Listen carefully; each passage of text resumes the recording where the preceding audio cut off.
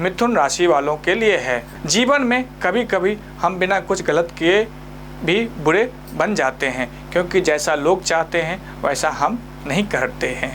अहंकार सत्य को स्वीकार नहीं करता और सत्य को जानने वाले कभी अहंकार नहीं करता।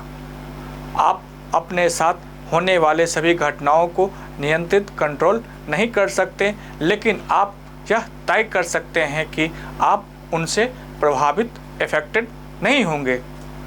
नमस्कार दोस्तों, मैं हूं पीके पंडित। आपका स्वागत करता हूं आपके अपने चैनल आज की न्यूज़ पर।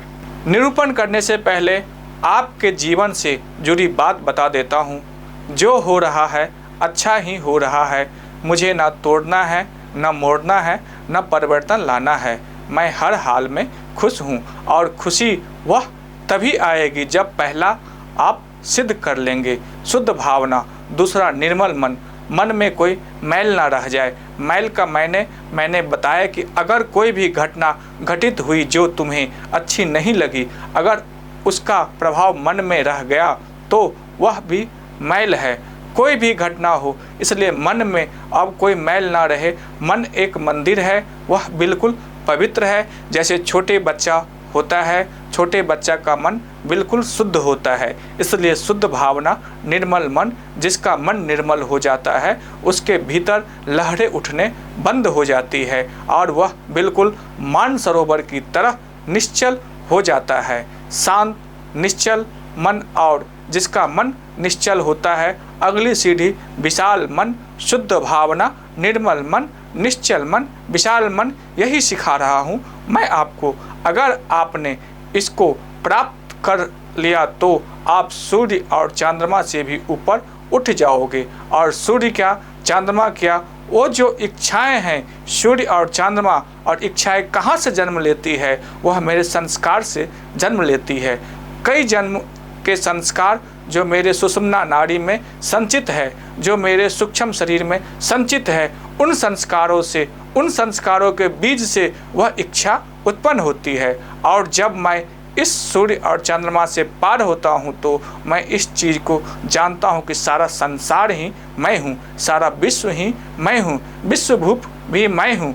तो जब सभी कुछ मैं हूँ तो मैं इसकी इच्छा करूँ, जो भी मुझे अनुभव करना होगा मैं उसको क्रिएट कर सकता हूँ, अनुभव कर सकता हूँ। लेकिन मैं अब शांत चित्त हूँ, मैं आपको सच कह रहा हूँ, तभी आपके जीवन में खुशी मिलेगी। आज का यह कार्यक्रम मिथुन राशि वालों के लिए है और मैं एकदम स्पष्ट कहूँगा कि अगर आप मिथुन राशि के जातक हैं तो यह वीडियो आपके जीवन की दिशा बदल सकता है। पहले तो आप सभी प्यारे दर्शकों का दिल से धन्यवाद करता हूं। आपके कमेंट्स, सुझाव और प्यार ही मुझे हर दिन प्रेरणा देते हैं। मैं हर एक कमेंट पढ़ता हूं, चाहे रिप्लाई ना कर पाऊं, लेकिन आपका भाव मेरे दिल तक ज़रूर पहुंचता है। अब मुद्दे पर आते हैं। जैसे कि मैंने कहा, कमियां हर किसी में होती है, लेकिन जो उन्हें पहचान लेते हैं, उसे स्वीकार करता है और उन्हें सुधार लेता है, वही सच्चा विजेता बनता है। तो आज हम चर्चा करेंगे मिथुन राशि के उन 5 आदतों की, जिन्हें अगर आपने अभी नहीं सुधारा तो जीवन में ना सफलता टिकेगी ना रिश्ते।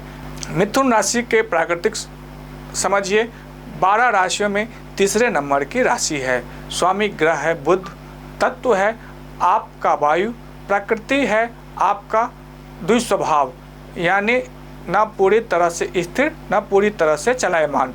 बुध ग्रह को नवयुवक राजकुमार कहा गया है और इसी कारण मिथुन राशि में चंचलता, बुद्धिमत्ता और संवाद कौशल पाया जाता है। पहला है 2 नाव में पैर। एक ही समय में 2 चीज़ें आपके दिमाग में बहुत तेज है, लेकिन यही तेजी कई बार भटकाव बन जाती है। आप एक साथ 2 काम सोचते हैं, दोनों की योजना बनाते हैं, लेकिन नतीजा कोई भी काम पूरा नहीं होता। दूसरा है छोटी बातों को दिल पे ले लेना। आप बहुत भावुक हैं, मगर ये भावनाएं अब नियंत्रण से बाहर होती है तो छोटी बात भी दिल को चुभने लगती है। आप हट हो जाते हैं, अगर कह नहीं पाते, बोलते नहीं, बस अंदर ही अंदर सहते हैं। तीसरा है सेल्फ डिसिप्लिन और कंसिस्टेंसी की कमी। आप किसी भी काम में जोश से कूदते हैं, लेकिन 2 महीने 3 महीने बाद आपका उत्साह कम होने लगता है। यही वजह है कि बहुत से प्रोजेक्ट आप अधूरे छोड़ देते हैं। चौथा है इनसिक्योरिटी और फियर। क्या होगा अगर आपके मन में बार बार शंकाएं आती है, अगर ये बिगड़ गया तो, अगर उसने ऐसा सोच लिया तो, अगर मैं फेल हो गया तो। ये अनसिन फेयर आपकी आत्मविश्वास को दबा देता है।